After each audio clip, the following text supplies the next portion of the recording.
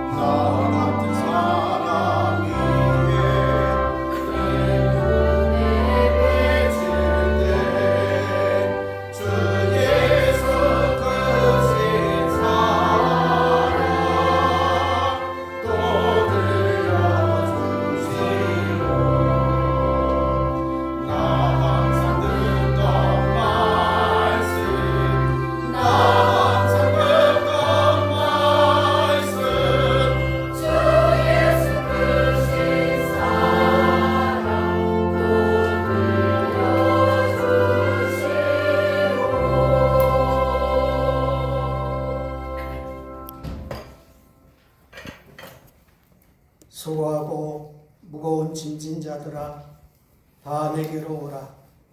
내가 너희를 쉬게 하리라. 나는 마음이 온유하고 겸손하니 나의 멍에를 메고 내게 배우라. 그리하면 너희 마음이 힘을 얻으리니 이는 내 멍에는 편하고 내 짐은 가벼움이라 하시니라. 오늘도 인생의 짐진 자들을 참 안식의 자리로 부르신 주님의 자비하심에 감사드립니다. 지난 한 주간도 선한 길로 생명의 길로 인도해 주심을 감사합니다. 받은 은총과 사랑을 생각하며 기쁨과 감사로 응답하는 예배되게 하여 주옵소서. 주님이 예배를 통해서 우리에게 주님의 온유하고 겸손한 마음을 주시고 속사람이 주님을 더욱 닮아가게 하여 주옵소서. 자신을 남보다 더 낮게 여기게 하시고 사람을 아끼고 낙심한 자를 격려하며 문 영혼들을 생명의 길로 인도하게 도와주시옵소서. 오늘도 이 자리를 그리워하지만 몸이 연약하여 함께하지 못하는 형제 자매들을 긍휼히 여기사 속히 건강을 회복하여 함께 예배하는 기쁨을 주시옵소서. 예수 그리스도의 이름으로 기원하옵나이다. 아멘.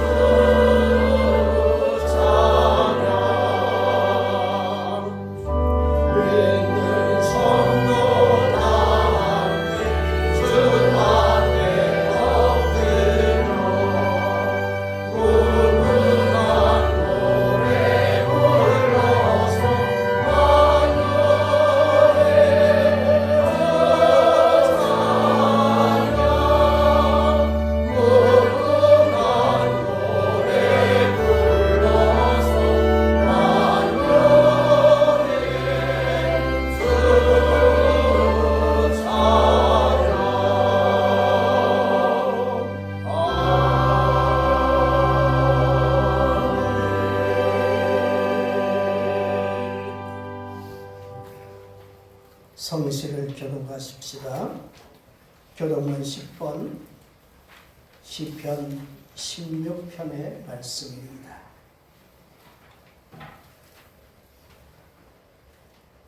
하나님이여 나를 지켜주소서. 내가 주께 피하나이다. 내가 여호와께 아뢰되 주는 나의 주님이시오니 주밖에는 나의 복이 없다 하였나이다. 땅에 있는 성도들은 존귀한 자들이니 나의 모든 즐거움이 그들에게 있도다.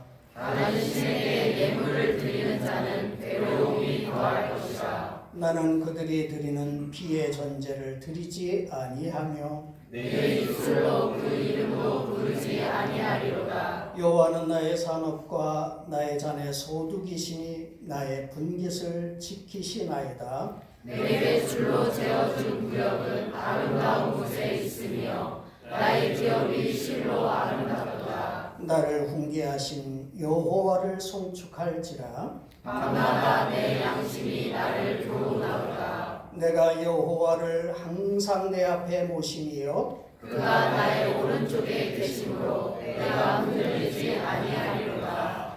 아멘. 다 자리에 앉으셔서 찬송가 283장 1절 2절 간주 3, 4절 찬송합니다.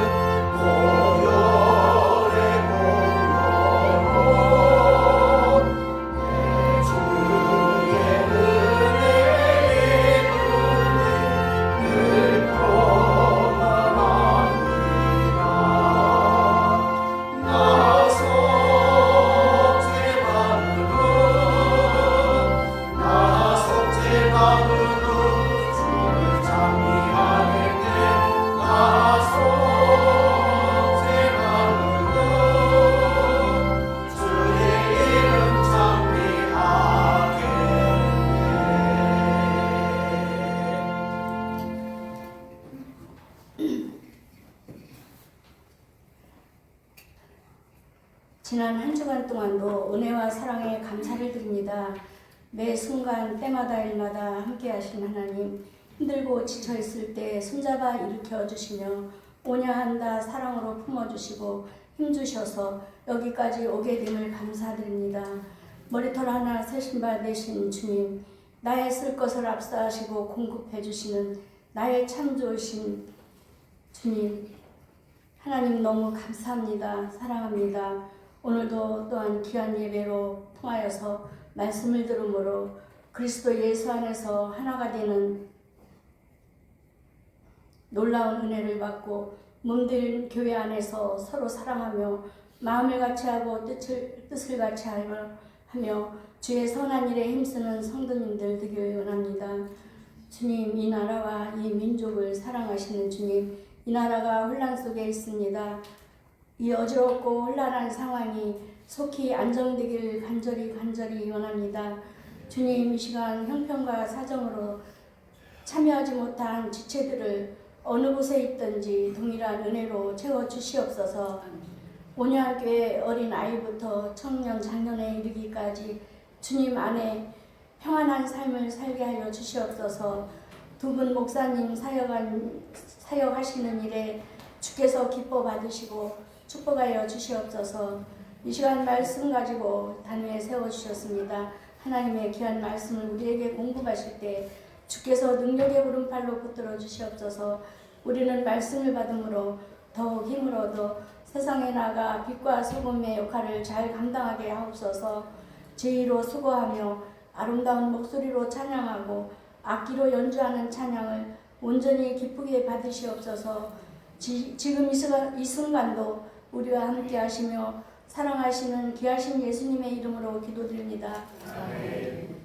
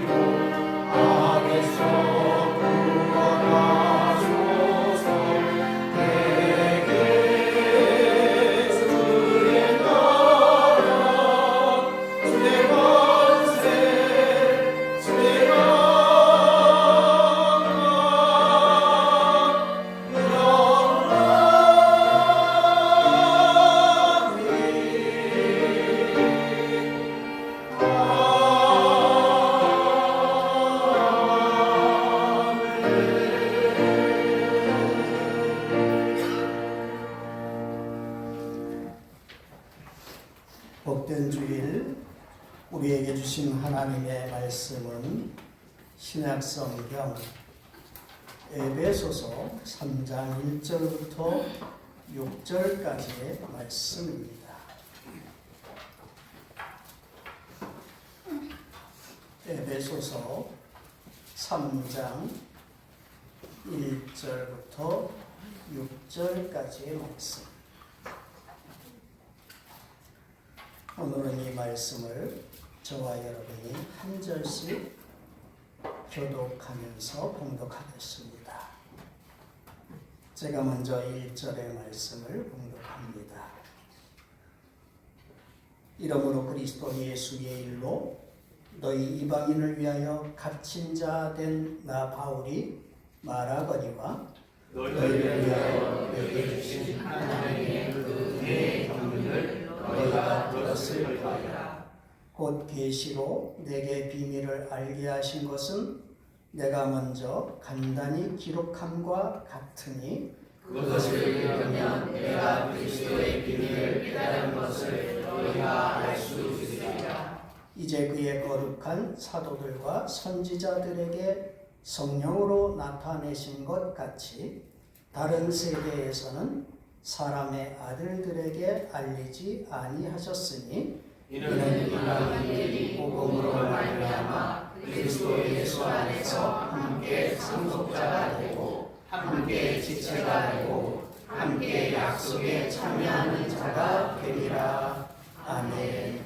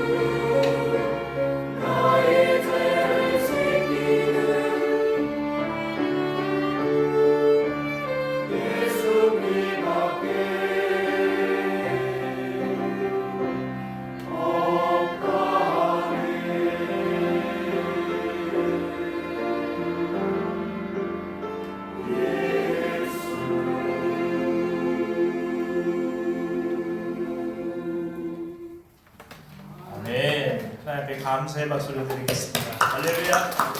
할렐루야. 하나님 고맙습니다. 감사합니다. 너무 은혜가 되는 찬송이어서 우리 옆에 계신 분들 한번 서로 격려했으면 좋겠습니다. 예수의 피밖에 없습니다. 예,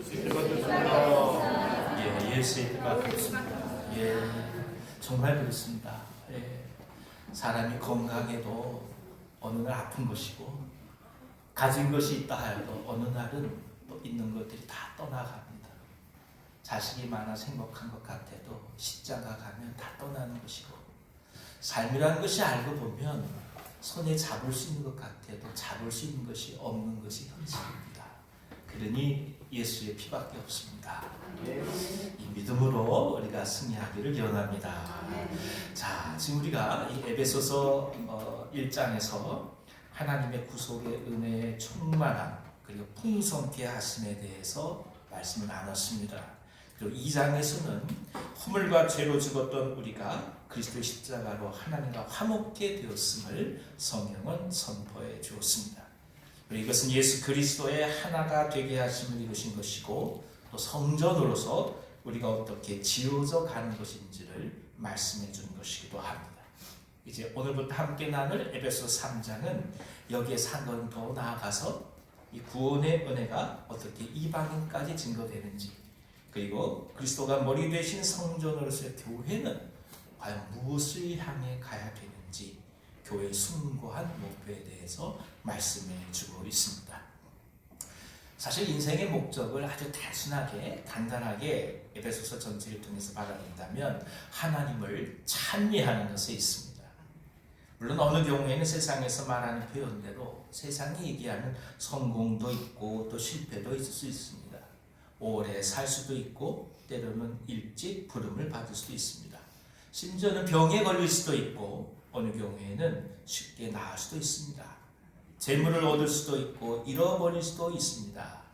그런데 이 모든 상황 속에서 아쉽다고 한다면 사람들이 언제나 사람들이 생각하는 성공과 재물에만 지극히 관심을 갖기 쉽다라는 것입니다.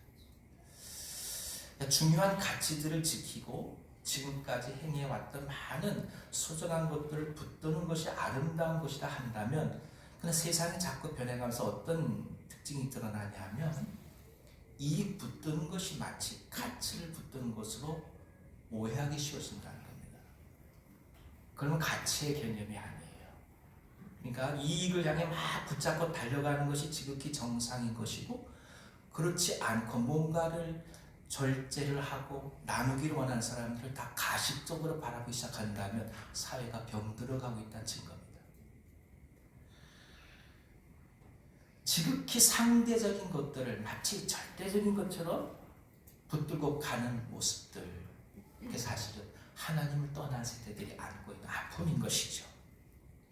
시간이 지나면 평가는 바뀝니다. 가지고 있다고 하는 것조차도 어느 때는 모래알처럼 흐트러질 수가 있습니다. 오직 그래서 절대적인 것은 하나님 한 분밖에 없습니다. 그러므로 하나님을 위해서 세상이 말하는 성공도 가능한 것이고 세상이 말하는 실패도 가능합니다. 그러나 그것이 그리스도 은혜에 다 성공인 것입니다. 하나님 때문에 세상이 말하는 부유도 있을 수 있고 세상이 말하는 가난도 있을 수 있습니다. 그러나 그럼에도 불구하고 그 사람은 부유한 사람입니다. 바라보는 기준과 관점이 다른 거예요. 이것이 실로 귀한 믿음입니다. 그러니 상대적인 것들에 마음을 많이 뺏기지 않으시기를 기원합니다. 주님을 붙들고 가시는 것이 무엇보다도 우리가 내 생명입니다. 이미 우리는 그런 삶을 선택하고 이 소중한 시간에 다 나와서 이 자리에서 예배 드리고 있습니다. 자, 그러면 사도 바울은 과연 어떤 식으로 말씀을 하고 있을까요? 성령께서는 이 말씀 저희 가운데 은혜 주시기 원합니다. 자, 다 같이 1절 읽어주십시오. 이러므로 그리스도 예수의 일로 너희 이방인을 위하여 갇힌 자된 나 바울이 말하거니와. 사도 바울이 3차 전도 여행을 마치고 예루살렘으로 돌아온 이후에 이방인인 드로비모와 함께 시내를 지나게 됩니다. 이 모습을 본 아시아에서 온 유대인들이 바울이 이방인인 드로비모를 성전에 데리고 들어갔다고 생각하게 됩니다. 그래서 소동을 부리게 되죠. 이 소동이 너무나 크다 보니까 소요 사태처럼 번지게 되어서 그래서 바울이 체포되어 가지고 미결수의 삶을 살게 됩니다. 이것이 훗날 로마까지 가는 것입니다. 그러니까 전도 여행 중에 붙잡힌 게 아니에요. 3차 전도 여행 다 마치고 예루살렘에 왔을 때 그때 일어난 일이었다는 것입니다.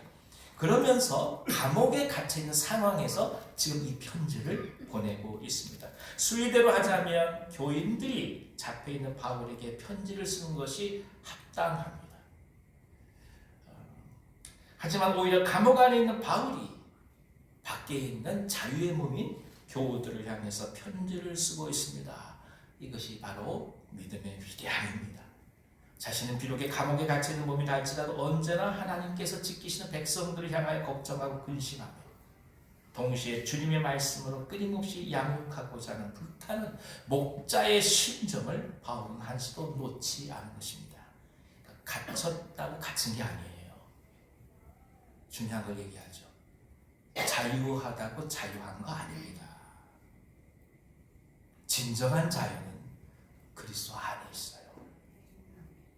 죄 용서함의 감격과 은혜와 하늘 아버지의 아들과 딸이 되었다는 신실한 그 믿음의 고백 속에서 우리가 자유함을 누려가는 것이지 하고 싶은 건 마음대로 한다는 자유가 아닙니다. 바울은 누구보다도 이 자유를 누리고 있는 거예요. 감옥에서도 자유를 누리는 사람이 있는 반면 마음대로 하고 다니면서도 묶여있는 사람이 있는 겁니다. 이 목자의 심정을 가리켜서 디모데후서 1장 7절에 보면 디모데를 향해서 오직 능력과 사랑과 근신하는 마음을 다시금 가르치기 위해서 안수한다 말씀하는 것으로 깊이 구체화됩니다. 그렇습니다. 감옥 안에서 오히려 감옥 밖에 있는 제자들 향해서 은사를 분리 뜻하게 하기를 원하는 심정, 그것이 목자라는 말씀입니다. 그러니까 사람들은 불이 다 사라진 줄 알아요. 그렇지 않습니다. 일단 당신이 하나님께 선택을 받아서 구원을 받은 이상 아무리 어떤 일이 있다 할지라도 불신은 남아있는 거예요. 불신은 누구인가나 다 있는 거예요. 단지 그것이 보이지 않을 뿐이에요. 사람들은 오해하죠. 내게 불신이 없다. 이제 다 끝났다. 천만의 말씀이다. 그게 아니에요. 바울이 얘기하잖아요. 은사를 불릴 듯 일어나게 하기를 원한다. 네가 가진 그 마음이 본래 그런 소소한 사소한 두려워하는 마음이 아니라 내 안에 하나님이 주신 능력이 있고 사랑이 있고 훈련받고자 하는 근신하는 마음이 있는데 그것을 내가 너한테 편지를 써 보내서 불릴 듯 일어나게 하기를 원한다. 이게 디모데를 향한 바울의 편지예요. 우리도 마찬가지입니다. 어떤 일이 있다 할지라도 당신이 그리스도 안에 선택받은 이상 불씨가 있습니다. 할렐루야. 주님께서 다시금 불릴 듯 일어나게 하기를 원하신다는 거예요. 이를 위하여 오늘 이 자리에 부르신 것이고 우리가 세상을 향해 파송되어 나가는 것입니다. 감옥에 들어가도 체포되며 박해를 받기 시작하면 아무리 강직한 사람이라 할지라도 위축되어 소심해지기 쉽습니다. 이 소심하다는 말을 바울은 두려워하는 마음이라고 말씀합니다. 나약한 마음이 아닌 능력, 사랑, 근신하는 마음을 강조한다는 뜻입니다. 그렇습니다. 교회는 이와 같은 목자의 심정으로 세워져 갑니다. 한 영혼을 향하여 영적인 목표를 세워주고 그 목표에 도달할 때까지 최선을 다하여 양육하며 섬깁니다. 1대1 양육을 하든 성경 공부를 하든 구역 예배를 드리든 아우리치를 나가든 모두 다 이와 같은 취지에서 비롯된 것입니다. 아름답게 교회에 자리 잡고 있는 전통인 것이죠. 이 목자의 심정을 그래서 우리가 덧입기를 간절히 기원합니다. 도와야 할 사람이 있다면 두려워하지 않게 됩니다. 참 처녀 때는 요거만 해도 어머 이러잖아요. 애기 들쫓고 시장 가보세요. 그 콩나물 얼마야? 깎아주세요. 이러거든요. 다른 거예요.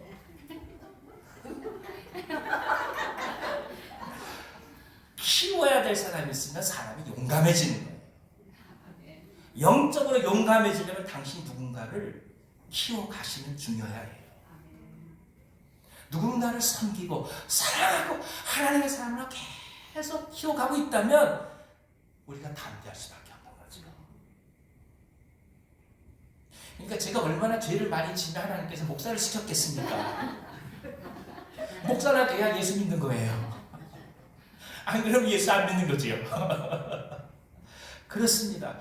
누군가를 향한 마음이 있어서 그에게 하나님을 향한 성심이 있어서 그를 키우고 성장시키고 양육하려는 그 소중한 숭고한 마음을 갖는 사람들은 자신의 삶 앞에 두려워하거나 떨지 않습니다. 이것을 가리켜 목자의 심정이라는 얘기예요. 소명이 있다면 그래서 오늘을 살아갈 힘을 얻는 것이라는 말씀입니다. 이 모든 이런 마음이 우리 가운데 가득하기를 기원합니다. 자, 이거 2절을 읽어주세요. 너희를 위하여 내게 주신 하나님의 그 은혜의 경륜을 너희가 들었을 터이라. 바울은 실로 그리스도의 제자가 될 만한 사람이 아니었다. 그렇게 고백합니다. 그는 기독교인을 핍박하던 자였고 자신이 생각한 율법에 남다르게 열심을 내던 사람이었습니다. 스데반이 순교할 때 그 옆에서 증인이 되었던 사람입니다. 마땅히 죽어야 될 사람이라고 증인이 된 사람입니다. 하지만 그가 주님을 만났고 복음의 전령, 전사가 되었습니다. 그리고 걸어가는 곳마다 하나님의 기적이 일어났고 귀신이 떠나갔습니다. 질병이 떠나갔고 고통당하던 영혼들이 회복되었습니다. 이것이 어찌 가능하며 일어날 만한 일이겠습니까? 근데 그것이 바울이 말하고 있는 오늘 그 현실로 우리에게 다가온 것입니다. 그러니 어찌 이것이 하나님의 경륜이 아니고 무엇이겠느냐 이렇게 말하는 것이지요. 잠잠히 기도하고 묵상할 때만 우리는 우리 안에 베풀어 주신 하나님의 그 감격스러운 은혜와 경륜 앞에 머리를 숙일 수밖에 없는 것입니다. 참 부끄럽지만 저희 집은 크게 2번의 회심을 거쳤습니다. 죄가 많고 사람의 성정이 괴팍해서 한 번 갖고 부족한 거예요. 2번에 걸쳐서 회심을 했어요. 그리고 주님 앞에 나갔습니다. 저희 본가는 본래 2층 다락에 요만한 항아리를 300개를 모신 집이었습니다. 신주단지가 300개가 있던 집이에요. 조석으로 할머니 할아버지가 제사하면서 신주단지를 섬겼습니다. 그런데 제 아버님 형제들 중에 6 형제 중에서 제 막내 삼촌이 19살부터 아프기 시작한 거예요. 발병을 했습니다.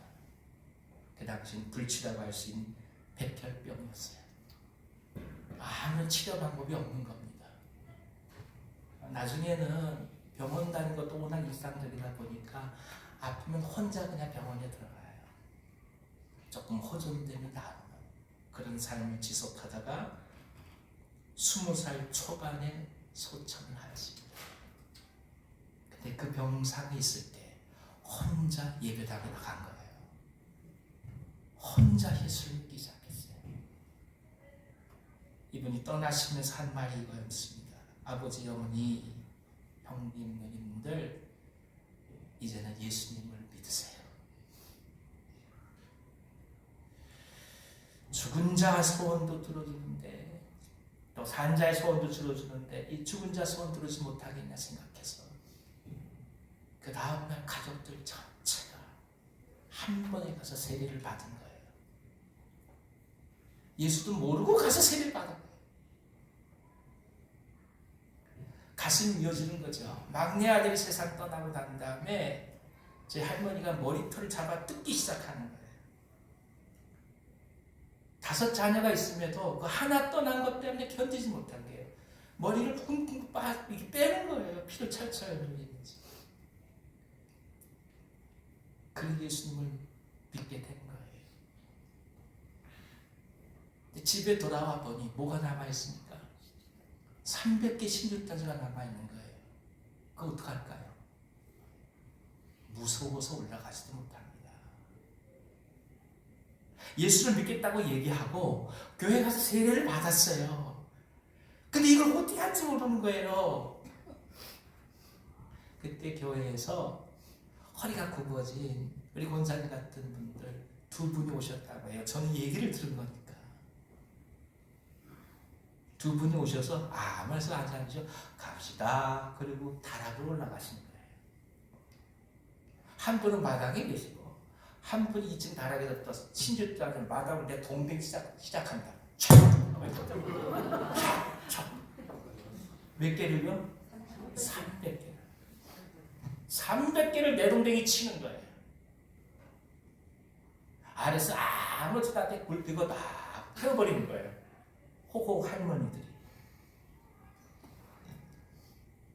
그 앞에다 녹아버린 거예요. 건장한 사람들은 무서워서 못 올라갑니다. 잘못 만지면 해바드가 못 올라가요. 그게 그리스도의 능력이에요. 예수의 피가 세상을 살리는 거예요.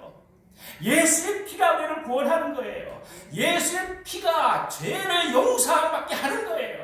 그러니 그 피를 믿는 자들, 그 피의 권세를 믿는 자들, 그 피로 인하여 우리 가운데 하나님의 사랑을 주셨다는 그 사랑을 믿는 자들, 그들이 진정 담대하게 나아가는 거예요.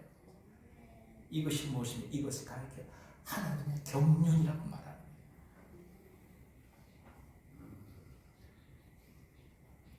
우리가 언제부터 예수 믿는 사람들이었습니까? 솔직하게.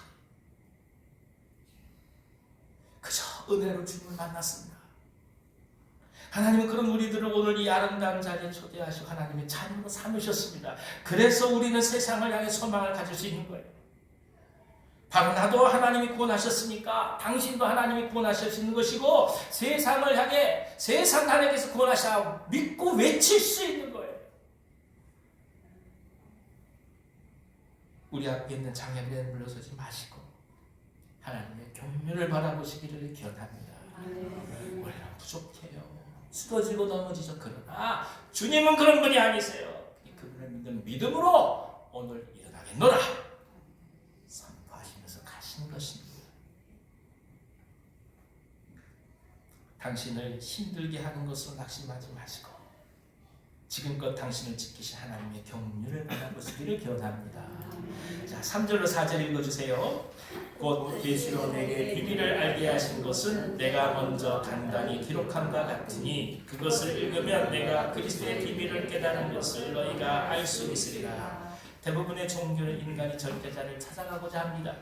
때로는 고행을 하며 금식을 하며 극단적 상황 가운데 절대자를 발견하고자 합니다. 하지만 기독교는 인간이 하나님을 찾아가는 종교가 아닙니다. 바로 하나님이 인간을 찾아오신 것입니다. 아브라함이 하나님을 찾은 것이 아니라 하나님이 아브라함에게 찾아오셨습니다. 그러니까 당신이 하나님을 찾은 것이 아니라 하나님이 당신을 만나 주신 겁니다. 이것을 가리켜서 계시라고 말합니다. 하나님이 자신의 모습을 보이시고 감추어진 것들을 드러내는 것, 그것이 계시입니다. 그리고 계시의 가장 중요한 비밀, 그것이 이제는 드러났다고 말씀합니다. 무엇이겠습니까? 예수 그리스도입니다. 예수님 그분이 계시의 정점이요 계시의 완성이요 비밀의 열쇠입니다. 예수님을 보면 하나님을 본 것입니다. 예수님을 만나면 하나님의 사랑을 체험한 것입니다. 예수님의 말씀을 들으면 이제 하나님의 말씀을 들은 것입니다. 구약의 수많은 성도들이 얼마나 많은 신앙의 싸움을 하였습니까? 노예 생활을 하면서 적국으로 끌려가서 짐승처럼 일을 해야 했고 죽어야 했습니다. 하지만 그들이 그런 가운데서 끝까지 포기하지 않은 것이 무엇입니까? 참된 메시아가 오실 것임을 포기하지 않은 것입니다. 그 비밀을 위하여 그 비밀을 간직하기 위해서 참고 기다리면서 인내하고 눈물을 흘리고 고통을 견뎠습니다. 이렇듯 보이지 않는 비밀을 위해서도 목숨을 걸었거늘 이제 그 비밀이 실제로 드러났는데 어찌 신앙 안에서 흔들릴 수 있겠느냐. 이것이 성경의 말씀입니다. 때로 예수 믿기 어렵다고들 말합니다. 물론 쉽지 않을 때 많습니다. 하지만 기억할 것이 있습니다. 다른 무엇보다도 예수님에 대한 사랑이 식기 시작할 때 우리 주의 문제와 환경이 자꾸만 크게 느껴지기 시작한다는 것입니다. 이 참 이상해요. 그리스도의 사랑과 성령의 충만함으로 말씀에 딱 사로잡혀서 뜨거워질 때는 문제가 그렇게 문제처럼 느껴지질 않아요. 근데 어느 때부터인가 이 문제가 결정적으로 내 자신을 다 이끌고 가는 것처럼 느껴질 때가 있어요. 그런 사람들이 얘기하죠. 이런 문제 때문에 힘들다고. 물론 맞는 얘기예요. 그러나 더욱더 깊게 들어가 보면 주님을 향한 사랑이 식을 때가 많습니다. 예수의 사랑이 식으면 지금 내 앞에 있는 모든 것들이 커 보여요. 다 힘든 거예요. 다 장애물이에요. 다 건널 수도 없는 강인 거예요. 그래서 우리가 기억해야 돼요. 문제가 큰 거냐, 주님을 향한 사랑이 식은 거냐. IMF 경제 위기가 다가올 때 많은 사람들이 이야기했어요. 우리가 다시 일어나는 것이 어렵을 것이다. 기억나실 겁니다. 심지어 제가 함께 사역했던 그 교수님이 계셨는데요. 집사님이시죠. 뭐 학생들한테 대놓고 얘기하는 거예요. 20년 동안 우리나라는 못 일어난다. 하지만 지금 지나보면 많은 희생이 있어서도 우리가 이렇게 일어난 거 아니겠습니까? 이게 중요한 거예요. 객관적인 현실이라고 말하는 그 속에는 객관적인 현실하고 친하고 있는 사람들의 주관적인 감정이 들어가 있다. 근데 그 주관적인 감정이 주님을 향한 사랑을 식어버리면 철저하게 장애물만 바라보기 시작한다는 겁니다. 다른 무엇보다도 우리가 주님을 얼마나 사랑하고 있느냐를 물어야 하는 것입니다. 그것이 실로 열쇠요 관건입니다. 주님, 제가 주님을 사랑합니다. 정말 힘드시고 어려울 때 그때 한번 물어보시면, 주님, 제가 주님을 사랑합니다. 만약 사랑하지 못한다면 제게 주님을 향한 사랑을 더 주십시오. 견뎌가게 하여 주십시오. 이겨나가게 하여 주십시오. 당신께서 이끌어 가실 줄 믿습니다. 여러분, 많이 힘드실 때가 있을 겁니다. 어느 경우에는 어떻게 할 수 없는 경우도 있을 겁니다. 이럴 때 더더욱 주님을 사랑할 때입니다. 하나님의 사랑을 절대 놓지 마시길 바랍니다. 왜냐하면 당신은 그리스도의 가슴에 박혀있는 아름다운 보석과도 같은 존재입니다. 아론이 제사장들은 보석들을 흉배에 다 달았습니다. 12지파를 상징하는 게 그게 무슨 뜻이겠어요? 한 지파 한 지파가 다 보석과 같은 소중함이라는 거예요. 하나님이 그 지파를 향해 그 바라보는 그 소중함이 이런 말할 수 없다는 거예요. 우리가 오늘 우리 자신을 향해서 절망할 때도 많지만 중요한 것이 있어요. 하나님은 절망하는 당신을 가장 아름다운 보석으로 붙들고 가고 계시다는 거예요. 그러니까 이 사랑을 우리가 부인할 수 없어요. 그 사랑 때문에 살아가는 것입니다.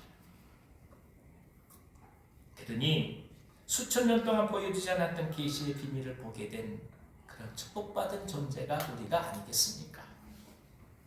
흠없는 하나님의 자녀입니다. 당신은 그토록 모든 사람들이 보기를 갈망했던 하나님의 비밀 그리스도를 체험한 사람입니다. 그러니 담대함으로 오늘을 맞이하시기를 기원합니다. 자, 5절 6절 읽어주십시오. 이제 그의 거룩한 사도들과 선지자들에게 성령으로 나타내신 것 같이 다른 세대에서는 사람의 아들들에게 알리지 아니하셨으니 이는 이방인들이 복음으로 말미암아 그리스도 예수 안에서 함께 상속자가 되고 함께 지체가 되고 함께 약속에 참여하는 자가 됩니다. 이 비밀이 이제 비로소 모든 이들을 향한 구원의 말씀이 되었습니다. 표준세 번역은 이렇게 번역을 합니다. 지나간 다른 세대에서는 하나님께서 그 비밀을 사람의 아들들에게 알려주지 않으셨는데 지금은 그분의 거룩한 사도들과 예언자들에게 성령으로 계시해 주셨습니다. 그 비밀이라는 것은 이방 사람들이 복음을 듣고서 그리스도 예수 안에서 함께 상속자가 되고 함께 한 몸이 되고 함께 약속을 받은 지체가 되는 것입니다. 우리는 여기서 진정 복음의 확장된 범위를 보게 됩니다. 이제 사도들과 예언자들에게 성령으로 계시된 이유가 바로 선택된 백성뿐만이 아니라 모든 이방인들을 위해서라는 말씀을 또 한 번 깨닫습니다. 여기에 깊은 선교의 맥락이 흐르고 있습니다. 오늘 이 시대에 이토록 많은 하나님의 역사와 기적과 성령의 충만함이 있는 이유가 무엇이냐? 복음이 유대인을 넘어서 모든 이방인들 향해 진격하게 되는 하나님의 선교 때문인 것입니다. 예전에 섬기던 교회에 한 일본 목사님이 계셨는데 지금 한 20년 전 얘기입니다. 한 달에 한 번 꼭 한국에 들어와가지고 새벽 예배부터 참여를 하세요. 일본 목사님. 밤늦게까지 예배를 드리시고 그리고 일본에 가십니다. 여러분 아시다시피 일본은 목사 선생님 이렇게 부릅니다. 목사 선생님이에요. 그 이유는 대부분 중고등학교 선생님들입니다. 예, 그리고 주일에만 목사직을 행하는 분들이 대다수입니다. 그러니까 흔히 부르는 표현이 목사 선생님, 이렇게 학교 선생님처럼 그렇게 부르는 거예요. 근데 이분이 연세가 드셔서 교회를 섬기시는데 교회에 굉장히 어려움이 있었던 거예요. 이래저래 무슨 이유인지 모르지만 서로가 반목하는 고통이 있었다고 합니다. 그러니까 너무나 힘들어가지고 막 이걸 내려놔야 되냐 그렇지 않나 이런 지경까지 간 거예요. 그때 한 가지 소문을 들은 게 뭐냐면 한국 교회에 대한 소문을 들은 거예요. 그리고 무작정 한국에 온 거예요. 그러고 나서 한 교회의 감격성 예배 현장에 들어갑니다. 그 속에서 회복을 경험한 거예요. 하나님의 인재하심, 하나님의 만지심, 성령의 역사하심, 회복해 하심을 경험한 거예요. 그 경험 때문에 다시금 자신을 추스리고 주님 앞에 엎드려서 기도하기 시작했고, 그리고 본인이 그런 깊은 은혜 속에 들어가자 이제 갈라졌던 많은 교우들이 함께 마음을 모아가면서 교회가 다시 재건되기 시작한 거예요. 이게 너무나 감사해서 아무리 힘들어도 한 달에 한 번은 한국에 와가지고 예배를 통해서 충전을 받아서 성령의 충만함을 받아서 다시금 도성나라로 나가는 것입니다. 선교사는 해외를 떠날 때 그냥 떠나지 않고 계약을 체결합니다. 우리가 얘기하는 장기 선교사는 보통 5년의 계약을 체결해요. 그럼 뼈를 묻으면서 헌신한다는 선교사에게 무슨 얘기냐? 5년 지나고 다시 본국에 귀국하는 거예요. 다시 주님 앞에 묻습니다. 그 갱신을 계속 해가는 거예요. 무슨 뜻이겠습니까? 선교사는 비빌 언덕이 있어야 합니다. 성도들은 비빌 언덕이 있어야 해요. 세상 가운데서 우리가 살아가는 그 삶은 세상 사람들과 마찬가지 삶이에요. 치열하게 싸워야 되고 아파야 되고 힘들어야 되고 고심해야 되는 그 세상의 삶이에요. 그러니 한 주에 한 번 정도 이곳에 오셔서 다시 회복되어 가신 거 아니겠습니까? 그래서 우리가 예배 가운 마지막에 부른 찬송이 뭐죠? 그게 파송이에요. 파송의 찬송인 거예요.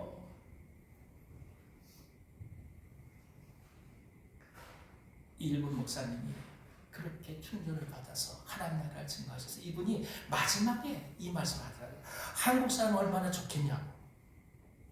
20년 전 얘기예요. 그때만 해도 일본이 훨씬 한국보다 많은 면에서 월등히 뛰어날 때입니다. 근데 저분이 왜 저렇게 말씀하실까? 그 마지막 말이 이거예요. 한국은 이토록 예배할 수 있는 아름다운 교회가 곳곳에 있는 것이 아니냐. 그냥 한국 사람은 얼마나 좋겠냐. 우리가 정말 예수 때문에 너무나 기쁘고 행복하고 감사했습니다. 이것이 진정 아름답고 가장 소중한 우리 안에 감사의 고백이라고 이야기하실 수 있으십니까? 그런 은혜가 있기를 기원합니다. 다른 사람처럼 많이 못 볼 수 있어요.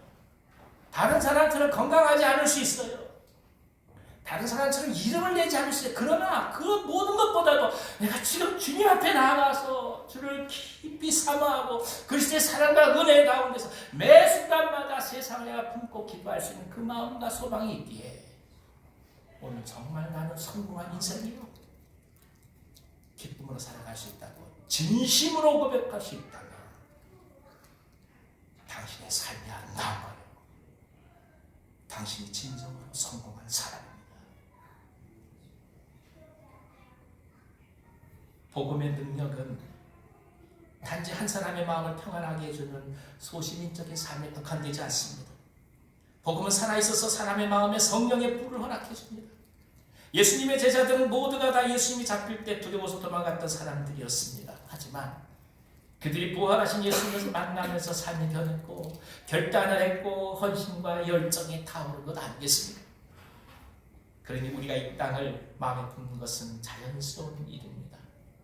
많은 경우에 복음 전도를 말하고 선교를 말하면 무엇인가 배를 타고 비행기 타고 떠나야만 하는 거창한 것으로 생각할 때가 많습니다.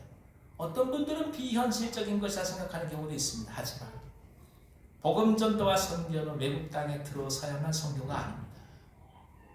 세상을 품는 것이 선교의 출발이요. 그것으로부터 사대 방향과 목적이 달라지는 것입니다. 곧 내 자신을 넘어서 세상을 향해 눈이 열리는 것이 선교라는 겁니다. 가족을 넘어 이웃을 바라보고 단지 내 직급이 얼마나 올라갈까 그것을 넘어서서 직장 전체를 바라보고 우리를 넘어서 공동체를 바라보고 우리나라를 넘어서 세계의 민족들을 가슴에 끌어안고 공감할 수 있다는 당신 이미 선교사의 삶을 시작한 것입니다. 그러니 모든 기독교인들은 태생적으로 선교사일 수밖에 없는 겁니다.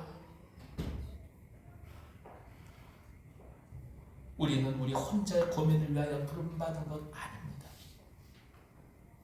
우리 아픔만을 위하여 부름받은 것 아닙니다. 당신의 상처와 고민 속에 갇혀있도록 부름받은 것 아닙니다. 당신은 그 이상입니다. 당신 주위는 모든 울타리를 뛰어넘는 진정한 자유인으로 부름받았습니다. 그래서 우리는 기도하는 거예요. 피 한 방울 섞이지 않은 사람들을 위해서 기도하는 것이고 세상을 향해 중보하는 것이고 이 민족을 위하여 눈물로 하나님 앞에 나아가는 것입니다. 이미 이것이 우리가 하나님이 주신 소명의 삶을 살아가고 있다는 증거입니다. 우리는 그 결과는 우리 스스로 목격한 사람들입니다.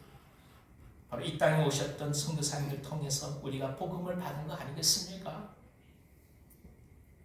야속귀신이라고 돌 던지던 우리들이 이제는 곳곳마다 십자가를 세우고 보는 거 아니겠습니까? 그들은 그런 삶을 우리에게 보여주었습니다. 말이 통하지 않은 이곳에 자신들의 틀을 넘어서는 삶을 보여주었습니다. 그러므로 오늘 우리도 우리 경계와 생각과 경험을 뛰어넘어 우리 주위를 바라보게 하시는 하나님의 은혜를 사모하면서 담대히 나아가시기를 기원합니다. 밖을 보는 거예요. 나를 넘어보는 거예요. 내 안에 묶이지 않는 거예요. 사람을 키우는 것이든 한마디의 사랑스러운 이야기를 하든 아니면 이 하늘 일 속에서 하나님의 의미를 바라보든 어떤 것이든 상관없어. 그 모든 것 속에 선교적 맥락 속에 우리가 부름을 받았다는 것을 깊이 고백하면서 이번 한 주간 넉넉하게 담대하게 승리하시기를 기원합니다. 기도하겠습니다. 하나님 아버지, 우리를 부르셔서 하나님 사람 되게 하시고 우리 자신을 넘어서서 주위를 바라보게 하시고 세상을 바라보게 하시는 것을 인해서 감사드립니다.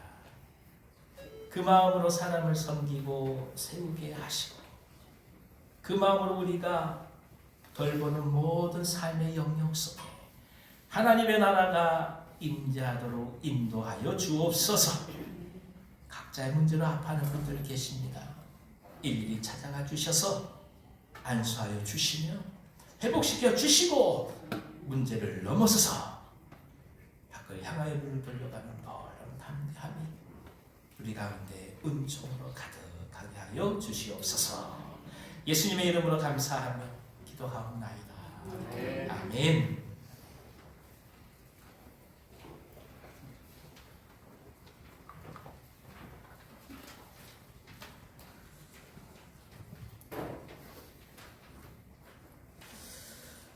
자, 우리 말씀을 생각하시면서 감사한 마음으로 찬송가 518장 찬송합니다. 주님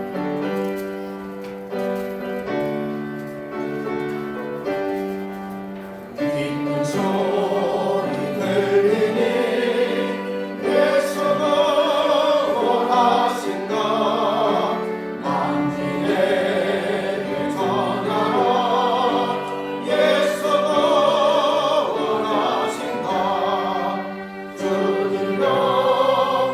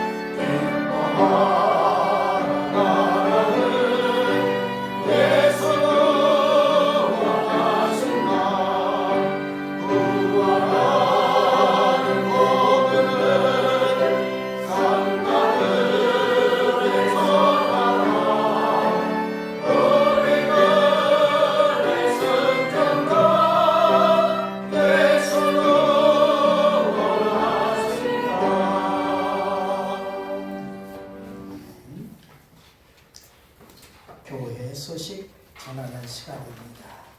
제일 먼저 우리 원효 장학생 세 분, 서동환, 이한결, 그다음에 정예지 세 분을 먼저 축복하며 격려하고 기도하는 시간을 갖고자 합니다.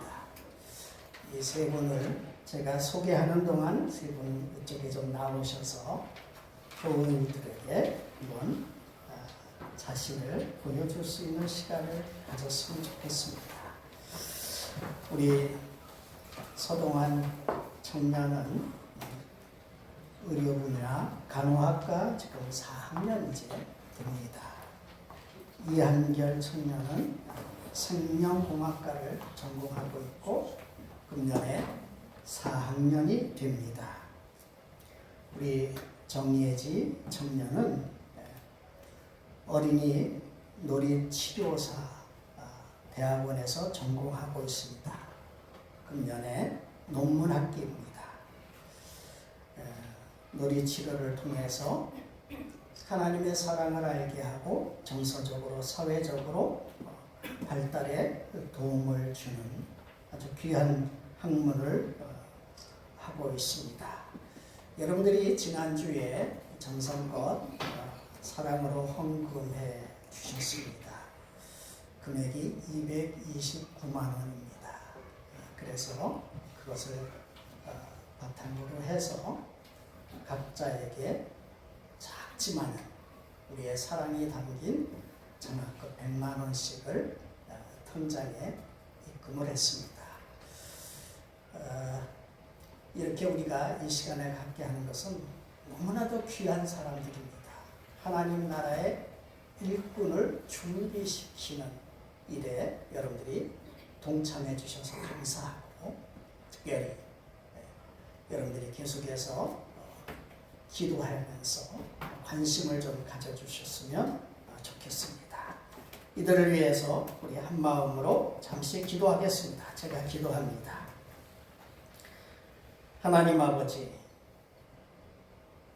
이 땅에 하나님의 뜻을 펼치기 위해서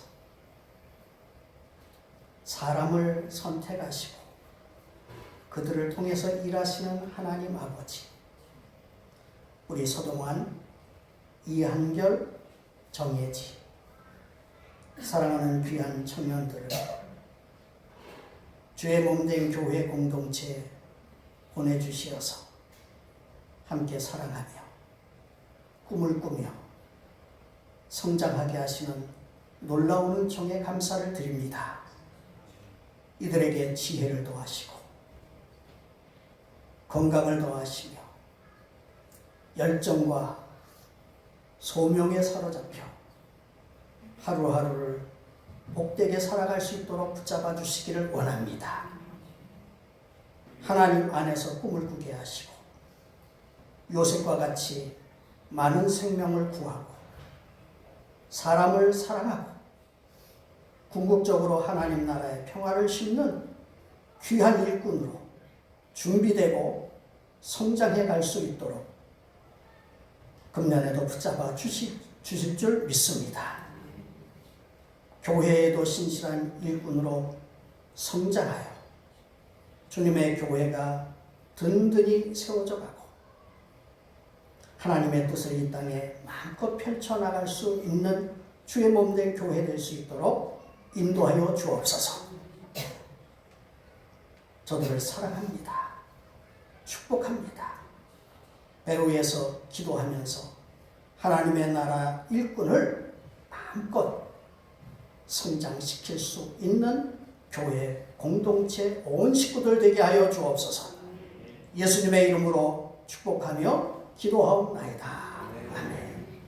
이들을 위해서 축복하며 박수 한번 쳐주십시오. 고맙습니다.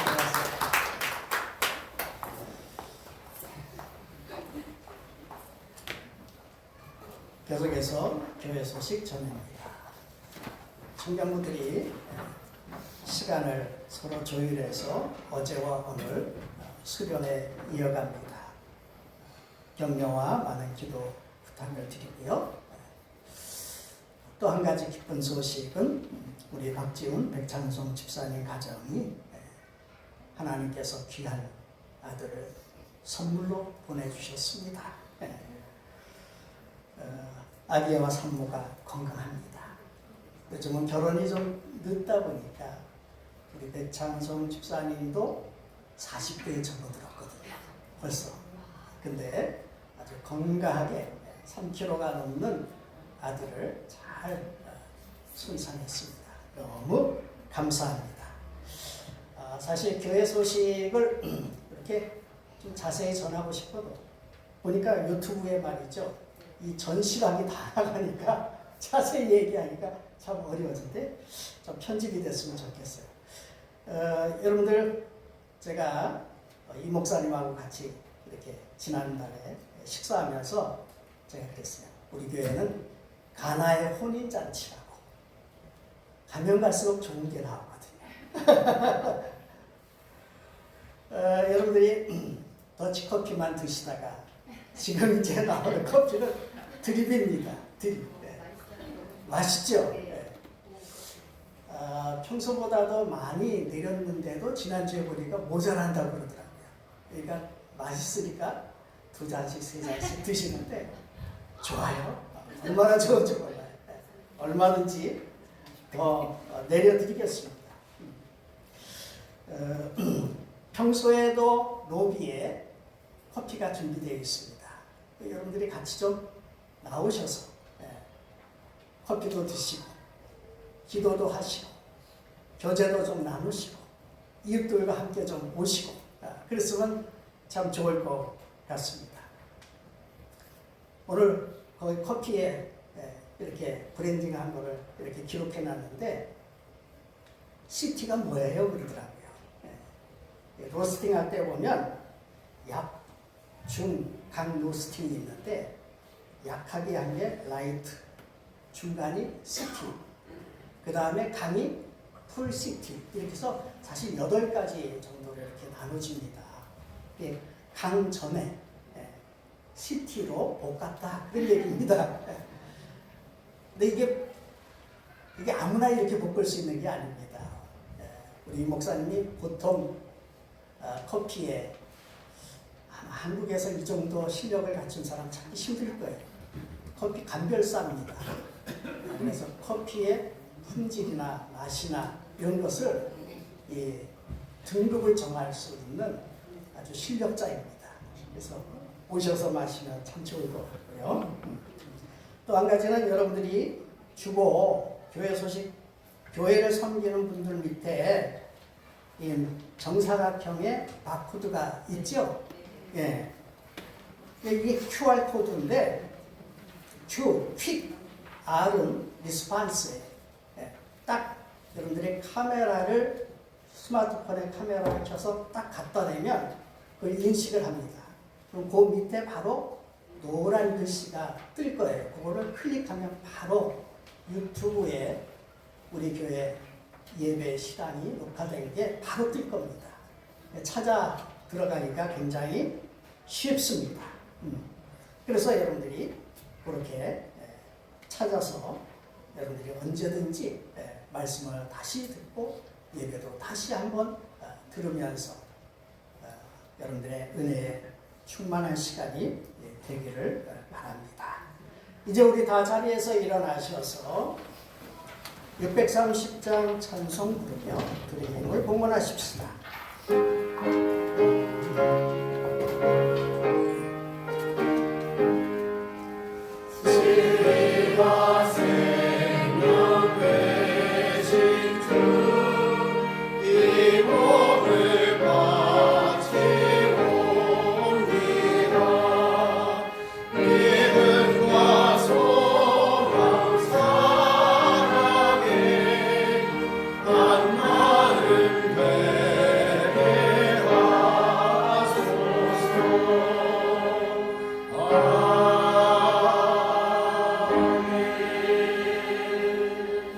사랑과 은혜가 풍성하신 하나님 아버지, 우리에게 늘 변함없는 사랑을 베푸시고 지난 한 주간도 필요한 일용할 양식을 주시어 매일매일 그 은총 가운데 살아가게 하시니 감사합니다.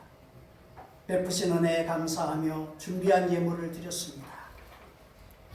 믿음의 예물을 드린 손길에 하늘의 평강의 복과 이 땅에서 땀 흘려 심은 선한 씨앗이 풍성한 결실로 거두며 살게 하여 주옵소서.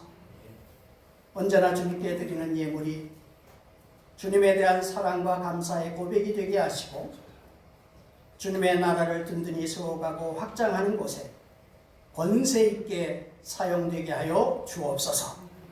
한 주간도 영혼의 평안과 육신의 건강을 주시어 맡겨진 사명 잘 감당하게 하여 주옵소서. 예수 그리스도의 이름으로 기도하옵나이다. 아멘.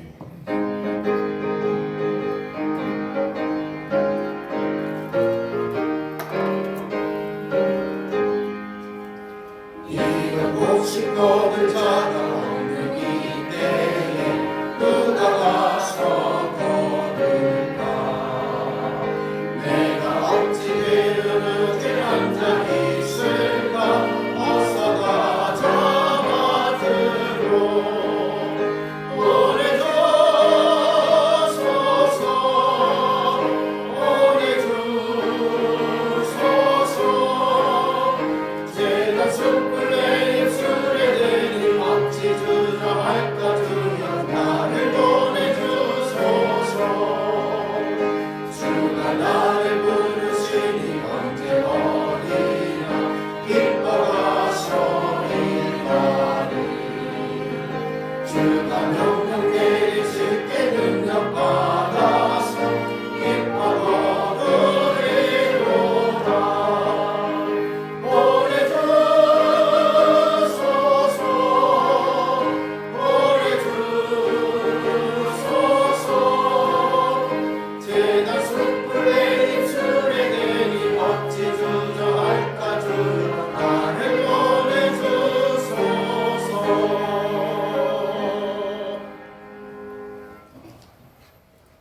우리와 세상 끝날까지 늘 함께 동행하여 주시는 우리 구주 예수 그리스도의 은혜와 하나님 아버지의 크신 사랑과 성령의 교통하심이